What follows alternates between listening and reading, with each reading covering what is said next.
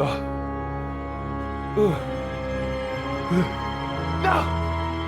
Not this foot fence! Jack us down, BC! No! Get away from me! Get away from me! You're killing us! I can't take all this crappy gear anymore!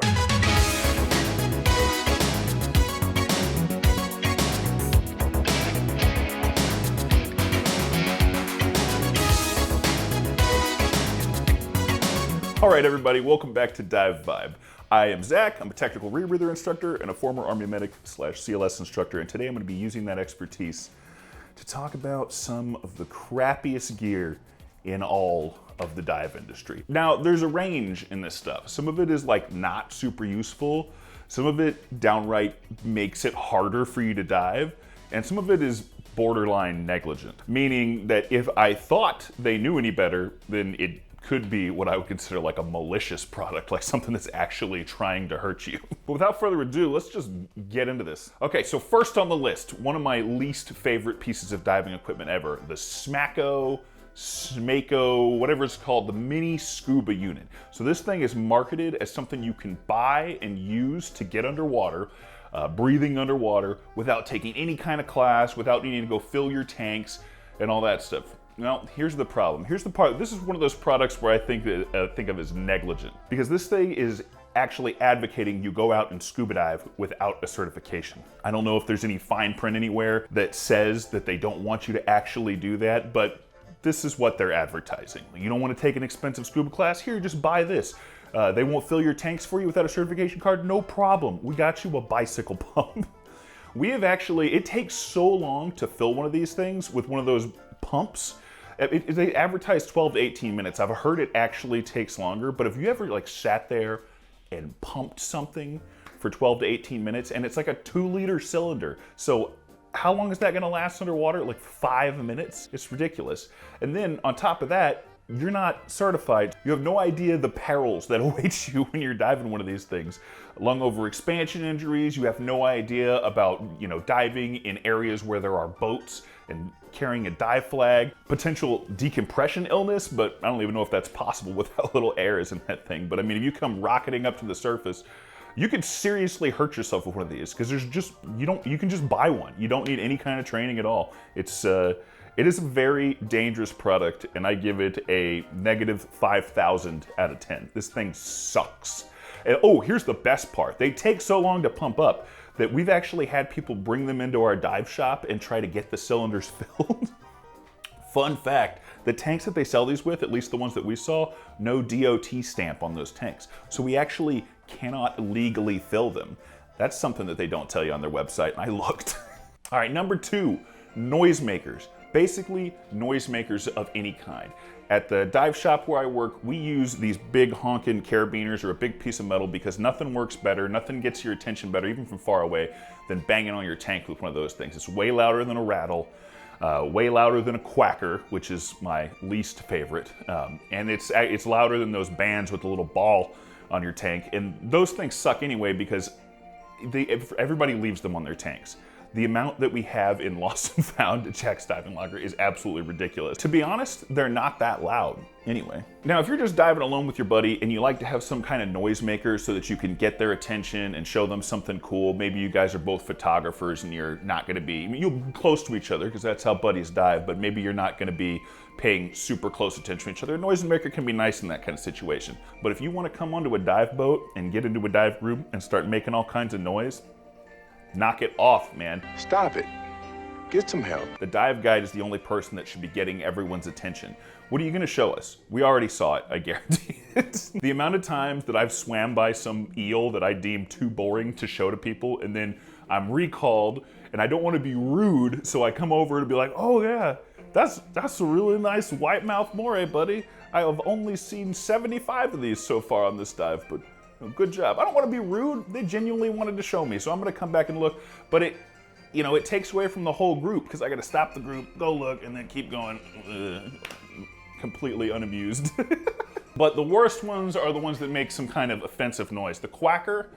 I hate the quacker so much. If you've never heard a quacker, I think the only people that like quackers are the people that buy them and are amused by them for like the first 10 dives that they have them, and then they realize, oh yeah, These are annoying. I hate those things. I don't much care for the rattles either. They're pretty annoying sounding as well. All right. Excessive knives. And I don't necessarily mean too many knives. I mean knives that are like freaking huge, like a big old Bowie knife. There's a great story that runs around the dive shop about a long time ago. There was a guy that came into the shop and said, I need a big old dive knife to protect myself from sharks out there in the ocean. And then the crew member working with him tried to explain, hey, just so you know, sharks aren't just gonna be like coming after you. It's not like an action movie. You don't really have to worry about it. If you do see a shark, to be totally honest, probably the knife's not gonna protect you. And he's like, I said I want a knife to protect myself from sharks. And he's like, cool, well, here you go, buddy. So he shows him, of course, you know, we sell them. Everybody, all the dive shops sell them, the big old dive knives that are huge. And then we asked him, where are you gonna keep that? And he said he's gonna keep it on his leg. I said, what if the shark bites off that leg? The guy, without missing a beat, says, good point, better get two. So he leaves there with two. You can't make this stuff up. You can't. All right, next we're talking about reels and spools, crappy reels and spools. The ones that have the little ratcheting system and the cheap plastic handle that's gonna break after freaking 3 dives. Those things suck. And the thing that I really hate are spools that would be, you know, relatively normal. And then you've got this little yellow flip out piece of crap handle thing.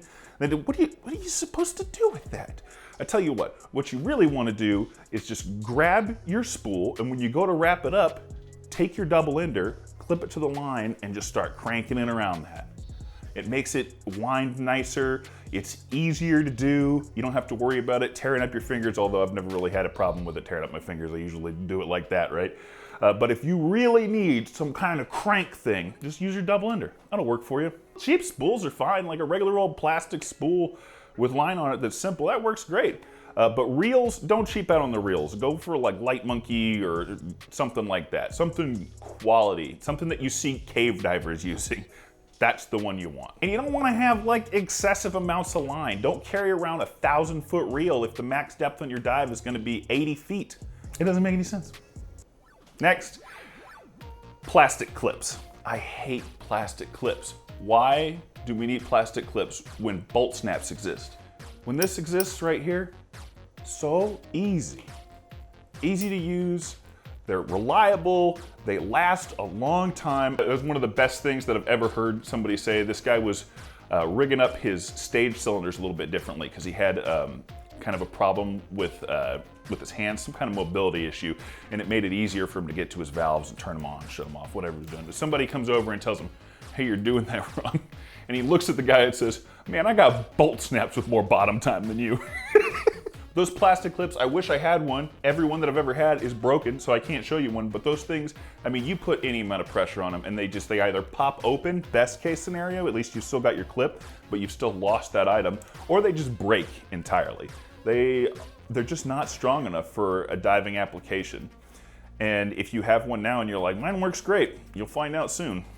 Oh, and even worse are the plastic replicas of the bolt snaps. Ugh. All right, next on the list is spare airs. It's different than a pony bottle, because if you're using, like say you're using a rebreather and you've got a 40 cubic foot tank for bailout. I prefer the term bailout bottle, meaning that you're not planning to use this tank. It is there just in case you have a big emergency and you need to bail out. So I don't like the term pony bottle because it usually means something small like a 13 or 19 cubic foot tank, which is not a lot of air, not a lot of time to play with. So if you really needed this, if you really need it, you should be carrying more gas.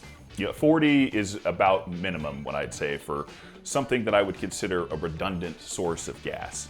Spare airs are like 6 cubic feet. They have bigger ones. They might even have a smaller one. They're the tiniest little thing, and they're basically just enough air to watch your life flash before your eyes.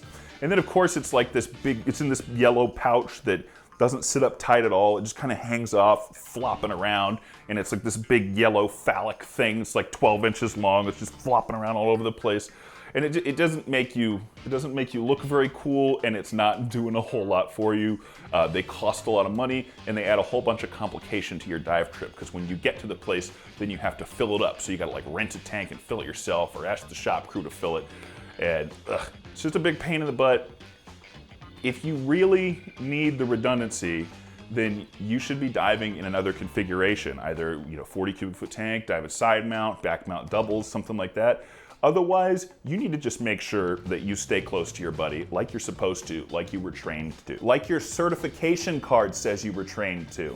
When you show someone a certification card, that is a guarantee that you have that knowledge. This certification card is vouching for me. It's saying, Patty says I'm a diver, right? So if you don't know the stuff that you were taught in your course, then it's time to take a refresher or something like that, because that guarantee is no longer accurate, is it? But that's a whole other video entirely.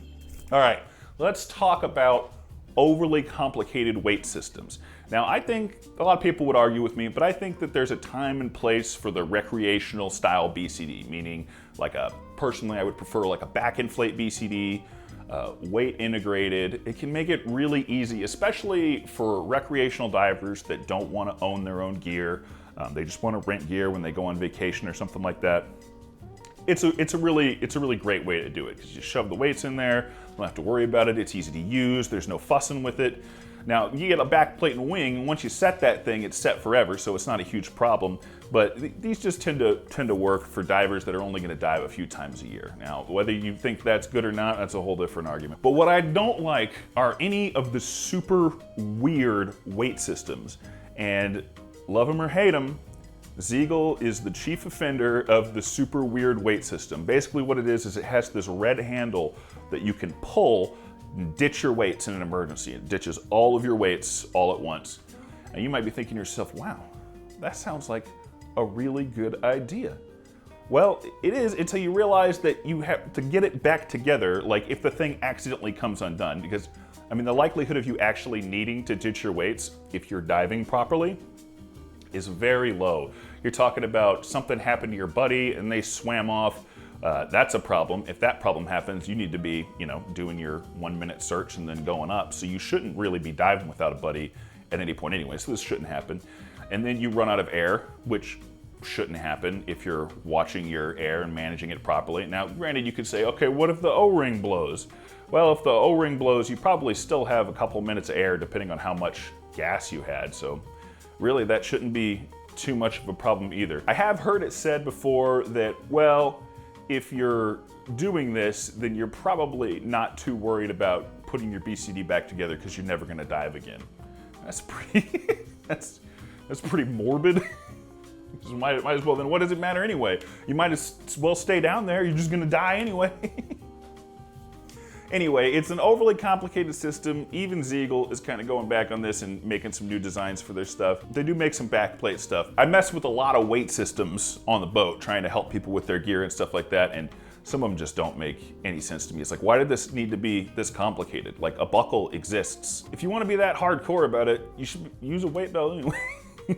All right, next. Anything that mounts to your tank. I'm talking a pony bottle, excessively sized weight pouches, anything like that. And I'm not talking about this, let's say you're a local diver somewhere, you do a lot of shore diving, you put whatever the hell you want on your tank, whether it be like, an OTS communication system or anything, whatever you want, you put back there. But if you're coming on a dive boat where we've got tank, and you've only got so much room, strip the stuff off your tank bands so that we can just throw that BCD on there and there's room for everybody. A lot of people say, oh, I hate these cattle boat dive operations. I mean, first of all, you probably haven't been on a cattle boat, because I've been on boats before with like 40-something people on it. That's a cattle boat. 12, 18 divers on a big old Newton 46, something like that. That's a pretty reasonable amount of people, and you're gonna need to be able to fit, a certain amount of tanks, because each diver needs 2 tanks, more than likely, if you're doing a 2-tank. And I don't know where people get the idea that we can just run, that dive shops can just run with groups of 6 or something like that. Not in the United States. It costs a lot of money to run a dive shop. You ever heard the joke, how do you make $1 million in the dive industry? Start with 2 million. It's hard, so you gotta fit people on the boat. You gotta take out as many as you can take out, because it's expensive. It's expensive to run the boat. Now it just sounds like I'm advocating, like I'm a shill. I guess I am kind of a shill. I do work at a dive shop occasionally, so I guess that sort of makes me a shill, but you know what?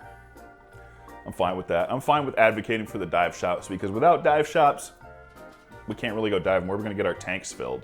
All right, next up, I'm talking about computer masks. Now, if you don't know what I mean, these are masks that have a computer integrated into it somewhere. There's like the Oceanic Data Mask. I think Ares had the same product, just rebranded Ares with a different name. There's the Scuba Pro one, which isn't as bad as the Data Mask in my opinion, but I'm still not a huge fan of it. The biggest reason that I don't like these masks that have computers built into them is because I see a lot of masks get taken off your head by a 2-foot wave. Not even like some big, huge wave, like a 2-foot wave, take that thing right off your head. Or let's say you drop it on the boat and it lands in just the perfect way so it crushes that tempered glass. Now you're out, not only a mask, you're out your computer also. It's a case of putting all your eggs into one basket, that type of thing. A lot of you guys know that I dive a shearwater nerd on my rebreather sometimes. It just kind of depends on what I'm doing, but the nerd can't just fly off if a wave hits me the wrong way, you know what I mean? Like the mask can come flying off your face, but your nerd is like strapped down to your BOV or your DSV, your second stage or something like that. It's not gonna come off as long as it's, you know, put on there securely.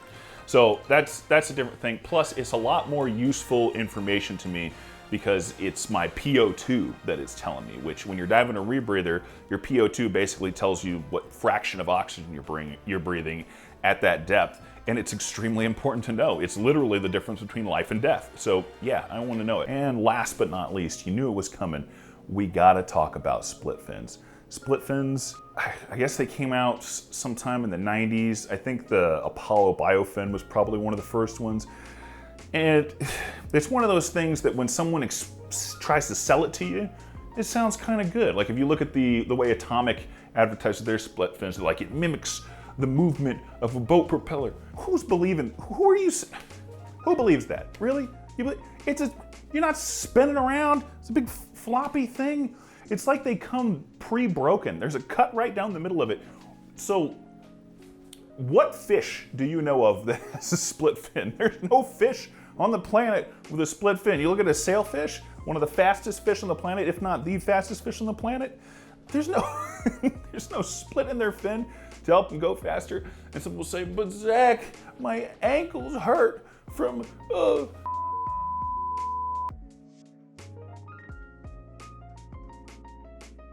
And it's like, okay, you know what? I'm actually not. You know what? I don't want to make fun of you because yes, people have injuries, but split fins are not going to help you. They make you kick softer, basically. You don't get as much propulsion. It's not like you're getting magically more propulsion out of these things. If they did, then freedivers would be using them. And what do freedivers use? Not split fins, they use a big old long blade fin because they want the most efficient fin possible. So a blade fin is much more efficient than a split fin. Look at it, man, it just makes sense. I don't blame people for liking these because the marketing was so damn good on them back in the day, you could have sold them to anybody. And they probably dive them, not because they like them, but because their instructor dives them and they're like, he's cool, so I should probably dive that. And the only reason he's diving them is because the dive shop was like, here, dive these so we can sell them. Because that's the whole scam, right? Whatever the dive instructor's wearing at a dive shop, that's usually what the dive shop is trying to sell you. And you know, usually it's not a scam because it's probably decent gear, but in the case of split fins, not a huge fan, not a huge fan. The nastiest comment that I've ever received on one of my videos, it didn't even make it to the comments section, it got held up because of all the profanity in it, was about split fins and my hatred for them. A guy called me all kinds of names, but made absolutely zero argument for why they don't suck. So, sorry, thanks for the comment. But anyway, just stop buying split fins, they're not good. If you love your split fins though, man, don't let me stop you. Do whatever you want. Let me know in the comments if you like this video because I've got a whole lot more of these that I could talk about. There's a lot of dive gear out there that just pisses me right off. If there's anything I missed that you'd like to see in the next list of crap dive gear, yeah, let me know. That'd be great. You know the deal. Like, comment, all that good stuff. Subscribe to feed the algorithm. Oh, we made it to 1,000 subscribers. Right on, guys. Thank you so much. I really appreciate that. If you'd like to support the channel and make it possible for us to make cooler and cooler videos, then you can do that on Patreon. There's a link down in the description. It's like $5 a month if you want to do that. You could also get one of these t-shirts. There's a link to that in the description too. Thanks so much for diving with me today, and I'll see you in the water. Beat by Apollo, stop at New Apollos, cop a Henny sour.